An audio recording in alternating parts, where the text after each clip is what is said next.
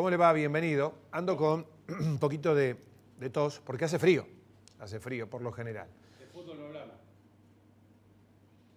Les quería contar que a veces hace falta tocar fondo para que veas que yo no arrugo con ningún tema.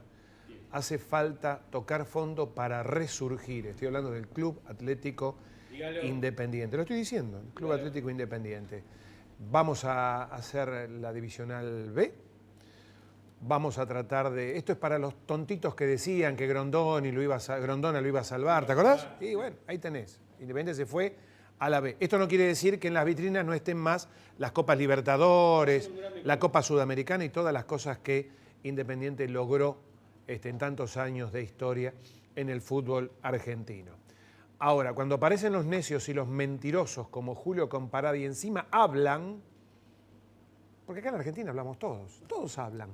Ahora, ¿qué dicen? Ah, bueno, ese es otro tema, Hoy vamos a hablar del general Manuel Belgrano, del doctor Manuel Belgrano, porque creo que es uno de los hombres más preclaros que dio la historia en la Argentina.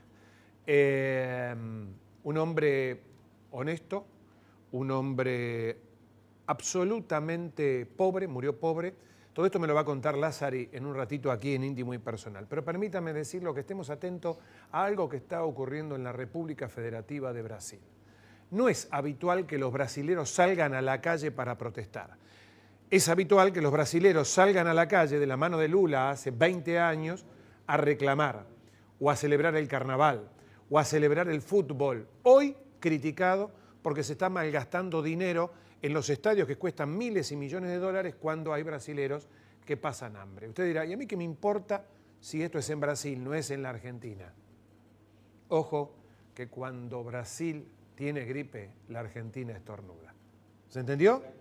Después de los títulos, un grande, Eduardo Lázari, hablando de otro grande, Manuel Belgrano, aquí en Íntimo y Personal. Bienvenido.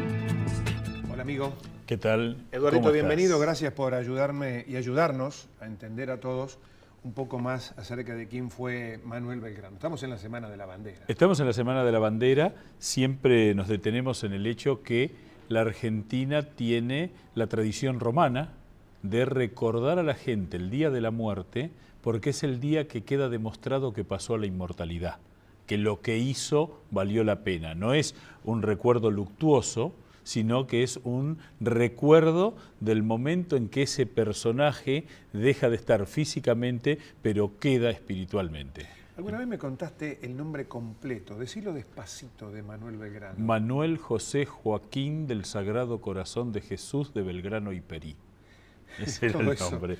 Digamos sí. Que era una familia, la de Belgrano, una familia reconocida en Buenos Aires. Una familia burguesa, se hacían muy buenos negocios en Buenos Aires, por eso hubo una inmigración italiana anterior a lo que fue la gran inmigración argentina. Familia de genoveses, una familia de fortuna media, integrantes de la burguesía, y que su poder económico les permitió a alguno de los hijos, que en este caso Manuel, viajó a Europa, viajó a España y allí estudió en la que era la más prestigiosa universidad que tenía España y una de las más prestigiosas de Europa, que era Salamanca, donde se recibe de abogado. Luego estudia en Henares, es decir, que Belgrano podemos considerarlo un hombre de la élite intelectual española, no solo del Río de la Plata. Ahora, qué contradicción, ¿no? Porque el hombre que fue a estudiar a España luego hace la Revolución en España, ¿no es cierto? Claro, el inicio de la Revolución en 1810 claramente era un grito liberal contra el absolutismo. Esto siempre lo decimos, no estaba claro que dejábamos de ser España. La idea va variando desde 1810 a 1816. Belgrano sí va tomando gestos, y la creación de la bandera es fundamental en ese sentido, para distinguirse. Es decir, ojo muchachos, que esto es un poquito más que una simple guerra civil, que una simple discusión por la forma de gobierno. De hecho, Belgrano, al crear la bandera, que todavía se discute, digamos, cómo era, si eran dos franjas verticales, si eran dos franjas... Si tenía sol, si no tenía sol. Eso, digamos, claramente está en discusión. Lo que sí sabemos es que toma los colores borbónicos, es decir, está haciendo una advertencia. Cambiemos no era el cielo. No. Esa es una edulcorada versión para meter... Hay una versión importante que dice que probablemente Belgrano fuera hincha de Racing y llevaba una camiseta de Racing y bueno, se inspiró en ella para hacer la bandera, pero no tenemos pruebas. Un hombre serio, un profesional, todo un historiador.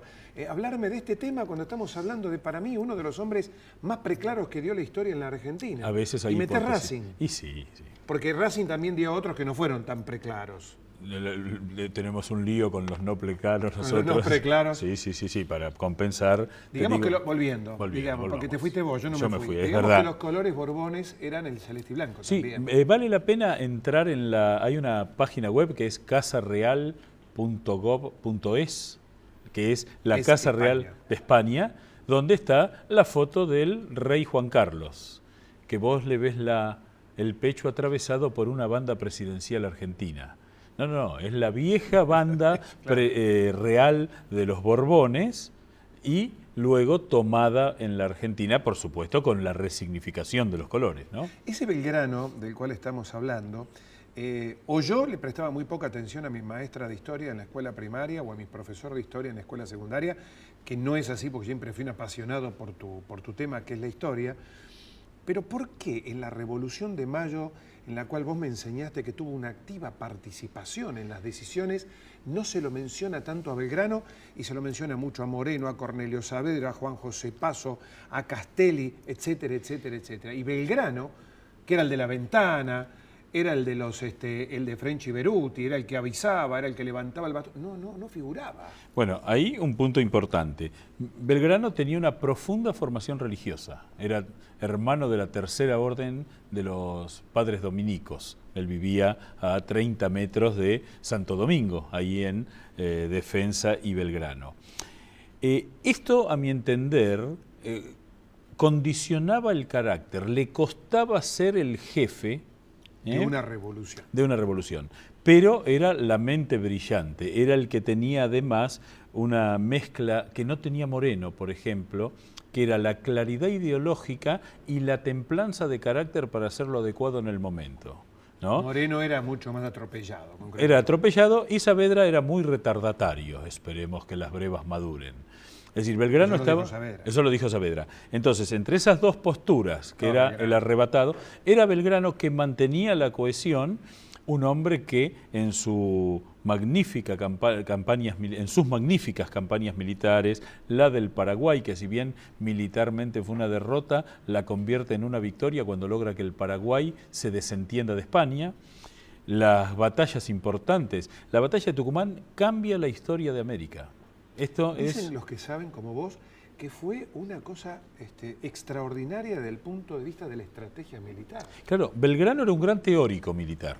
Era un hombre que no era un hombre de cuartel, no era un cuartelero como San Martín. San Martín desde los 15 años vivió en cuartel hasta que terminó la Guerra de la Independencia. Belgrano no, pero digamos, casi napoleónicamente era el hombre que marcaba cómo tenía que diseñar. San Martín también, pero San Martín era más práctico.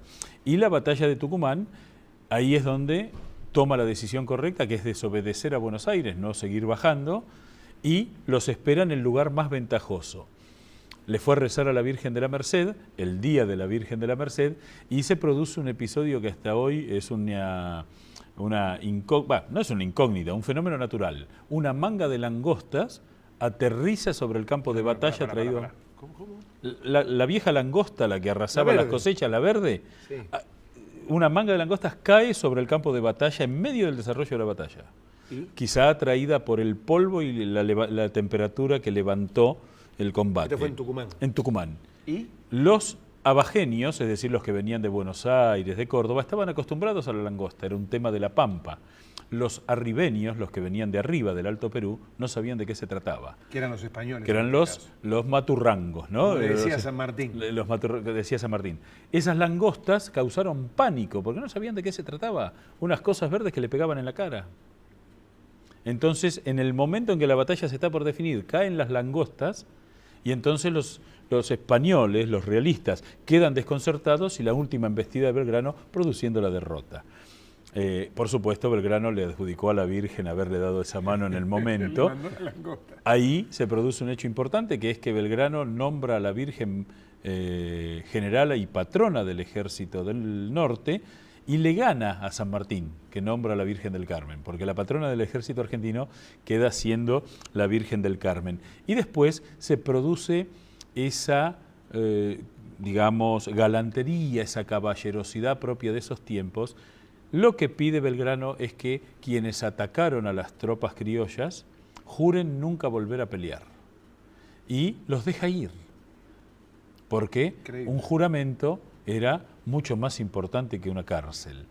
Y ahí, bueno, entran otros temas porque el arzobispo de Charcas, hoy Bolivia, hoy la ciudad de Sucre, exime a los soldados de ese juramento porque estaban peleando contra revolucionarios que atacaban a Dios, sin tener en cuenta que había sido una iglesia distinta. Una iglesia distinta. Totalmente que jugaba Eduardo, dedicale una línea al éxodo jujeño. El éxodo jujeño es una epopeya porque, primero, es una decisión estratégica magnífica, la misma que aplican los rusos con Napoleón al mismo tiempo, que es dejar vacío todo el camino, no solo el pueblo, sino todas las postas y demás, retroceder hacia Salta, con lo cual se impedía el avance enemigo. Hasta ese momento todos los ejércitos vivían del saqueo. Al no tener que saquear, se le hizo muy difícil a los españoles bajar. Y ahí hay un aspecto que en general ha ocultado la historia, que es la dureza de Belgrano. Belgrano da la orden del éxodo y a varios integrantes de la aristocracia jujeña que se negaron a partir, los fusiló, como para que quede claro que la decisión era tomada por el comandante militar, y en ese caso comandante territorial, y el que no hizo caso lo fusiló. Eso provocó adhesión. En general se disimulan las acciones duras de Belgrano. Sí, se disimula. Ahora me vas a contar un poquito acerca de 2 o 3 cosas que me dijiste de Belgrano que son increíbles, ¿no? En relación a sus restos y otras anécdotas que tienen que ver con las escuelas y demás. Pero quería preguntarte esto. Concretamente, el tema de la escarapela, ¿es verdad que se pretendía tener una insignia uniforme para los soldados, por ejemplo? Claro, se peleaba bajo la misma bandera y con los mismos uniformes. Es decir, que se producían confusiones en los campos de batalla. Lo que hace Belgrano es poner una bandera, que se sepa quién peleaba contra quién, y además la escarapela. La Argentina tiene los símbolos nacionales más antiguos de América. Ajá. La bandera 1812, la escarapela, el escudo y el himno 1813, la bandera después la toma el Congreso de Tucumán en el 16 ya como símbolo, y la escarapela permitía que identificaran los soldados a sus pares y a sus enemigos. ¿Me dejás ser sincero con la gente de Rosario? Sí. Tienen un monumento ellos maravilloso. ¿Por qué está emplazado en ese lugar? Quiero saber quién lo hizo. Digamos, excusa habitual para las celebraciones. Saludamos a la gente de Newell's, a la gente de Central, que por lo general se reúnen en el Monumento a la Bandera a orillas del Paraná, ¿no? El Monumento a la Bandera está hecho en el lugar que Belgrano hizo jurar la bandera, donde fue izada por primera vez, con lo cual al monumento se le suma el alma del lugar. Ahí fue. Fue ahí. El monumento es una joya. es el monumento a la bandera más grande que hay en el mundo. Tiene toda una serie de simbolismos que son fantásticos y sus gestores fueron dos arquitectos, uno rosarino, Ángel Guido, que fue el que desplegó toda la parte simbólica, y el arquitecto Alejandro Bustillo, que es el que hizo la parte estructural básicamente. Por eso el tono parecido que tiene el monumento a la bandera con el Banco de la Nación Argentina ahí frente a la Plaza de Mayo. Digamos que era la pluma del mismo arquitecto. Era la pluma del mismo arquitecto. Y grandes escultores, Bigatti, Fioravanti, Barnes, que luce. Ese monumento, si lo desarmamos, serían gloriosos 100 monumentos, porque cada parte es maravillosa, esa columnata superior, la escalinata que lleva hacia la torre y pegado a las barrancas. Y pegado a las barrancas es verdaderamente espectacular. Eduardo, contame esto, que tiene que ver con las cosas que le pasaron a Belgrano, ¿no es cierto? Post-mortem, digo. Primero, dale una línea al tema de las llamas votivas, que alguna vez dijiste, ¿dónde hay llamas votivas en Buenos Aires? Bueno, Buenos Aires... Es como decir, aquí está el sagrario, aquí está Jesús. El lugar ¿no sagrado, cierto? exactamente.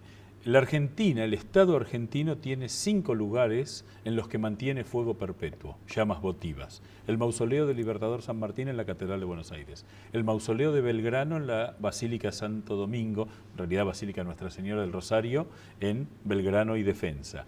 El monumento a los muertos en Malvinas en la Plaza San Martín.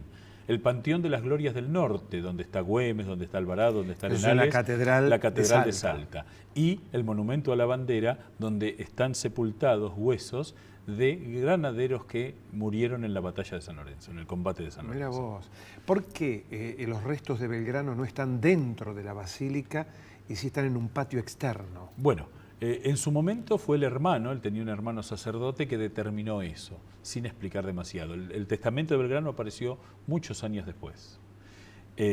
Sus padres están dentro, están marcados los lugares donde está don Domingo Belgrano y doña María Josefa,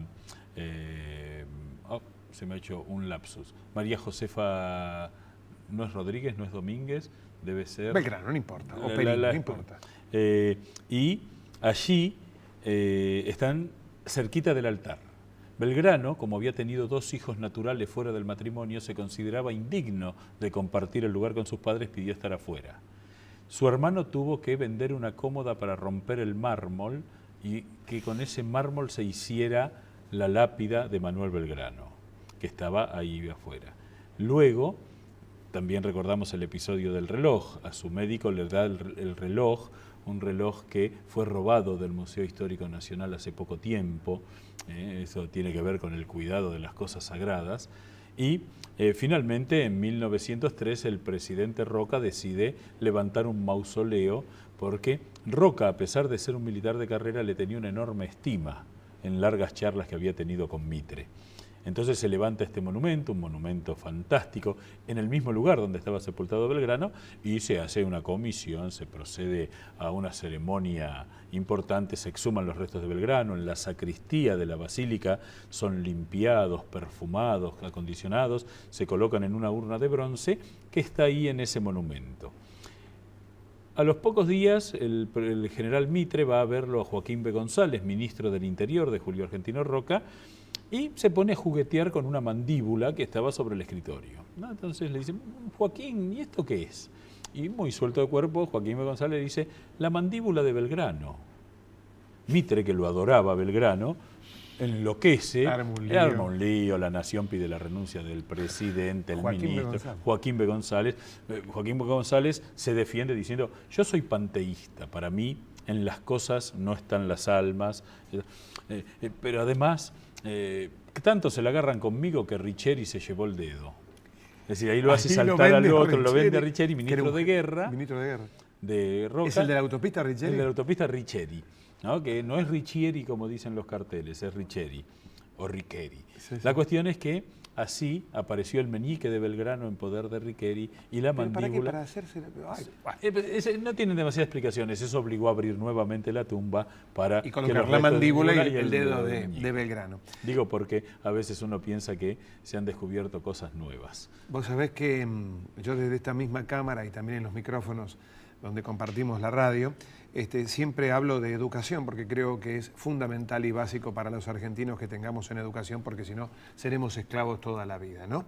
Y me contabas recién, fuera de cámara y de micrófono, la relación tan importante entre Belgrano y sus principios básicos de educar al soberano, en este caso, y de hacer escuelas, ¿no? Sí, sí, sí. Y recordábamos un dicho muy popular que hizo la presidenta hace poquito, ¿no es cierto? Así es. Tenía una frase, me acordé el nombre, el apellido. De la madre. Domínguez. Bueno, vuelvo a equivocarme. María Josefa González. González, ahí está. Bueno, es lo mismo, y González. era hijo de Domínguez. Gonzalo y no de Rodríguez o de Domingo. Bueno, Belgrano tenía una frase que usó varias veces que era: abrir escuelas es sembrar en las almas. Fundar escuelas es sembrar en las almas. Belgrano, cuando cobra el dinero correspondiente al premio por la victoria de Salta y la victoria de Tucumán, que se lo paga el Estado. Se lo paga el Estado, 40.000 pesos fuertes, decide fundar 4 escuelas: Tarija, Jujuy, Humahuaca y Salta. Esas escuelas, en Tarija es un templo esa escuela. La cuidan los tarijeños porque mantienen vivo el espíritu belgraniano. La de Jujuy se inauguró en 1997. ¿Perdón? A veces hay algunas demoras en las acciones estatales. 1997. Es decir, unos 180 años después de la donación. No es tanto, ¿no? No es tanto, no. A veces se preocupa por... Con las prioridades que hay hoy. Con las prioridades que hay. Y algo que es importante decir es que Belgrano fundó muchas escuelas, pero las pagó de su bolsillo las escuelas. Por eso no hay que confundir a los próceres con los políticos, porque primero que es un anacronismo, no hay situaciones comparables. Eso es digamos, es una virtud que tenemos que mantener, el no mezclar los tiempos históricos. Pero además, cuando se comparan situaciones, tienen que ser iguales. San Martín fundó de su bolsillo la Biblioteca de Lima. Belgrano fundó escuelas de su bolsillo.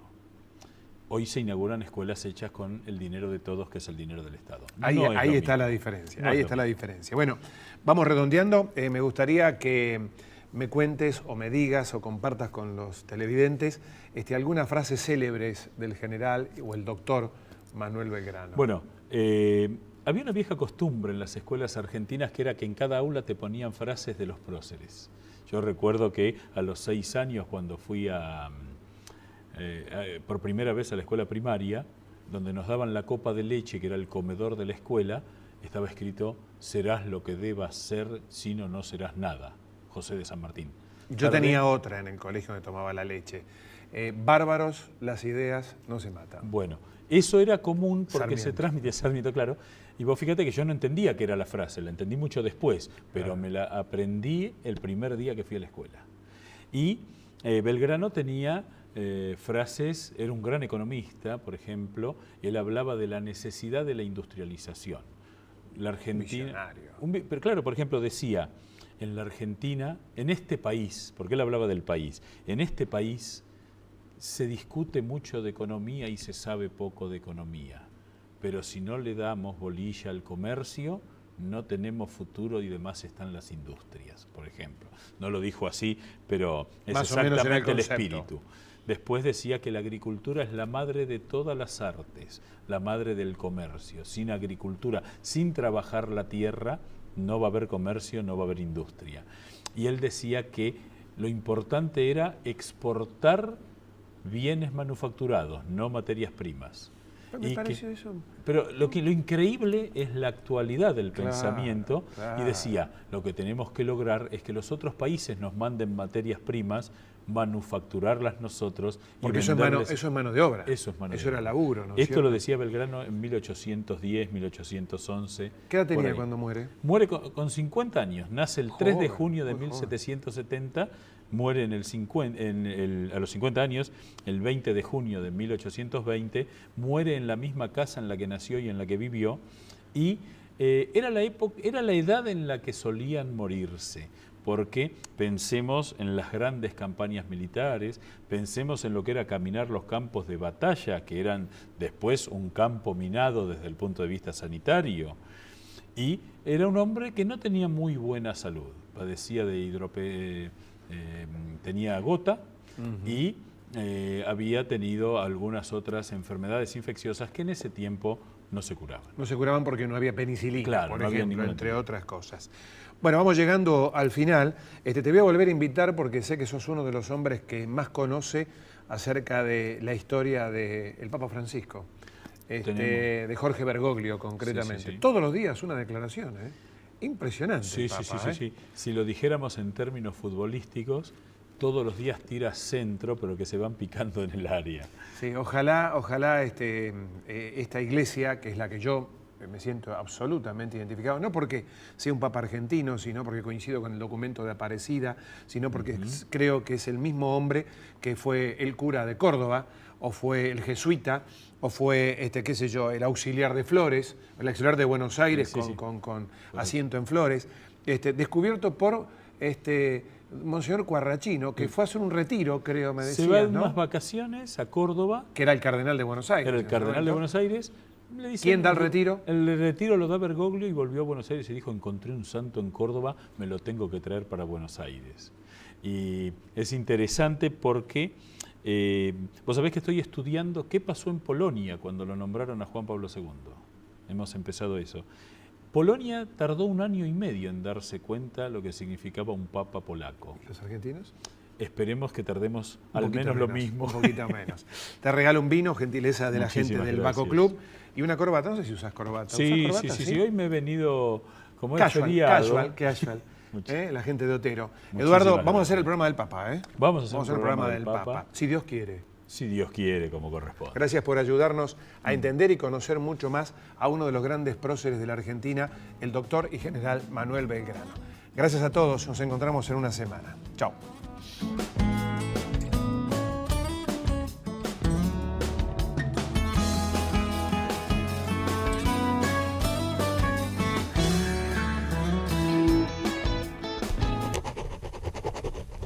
Las firmas son personales. Por eso podés darle la forma que vos quieras. En el Banco Provincia le damos crédito a tus sueños. Préstamos personales precalificados. Ahora, hasta 300.000 pesos y hasta 72 meses de plazo. Para que concretes lo que tanto querés. Más información en bancoprovincia.com.ar y en 0810 22 Banco Provincia, de tu lado. Museo del Jamón, un rincón internacional para todos los gustos. Alicia Moró de Justo 2020, Dique 1, Puerto Madero.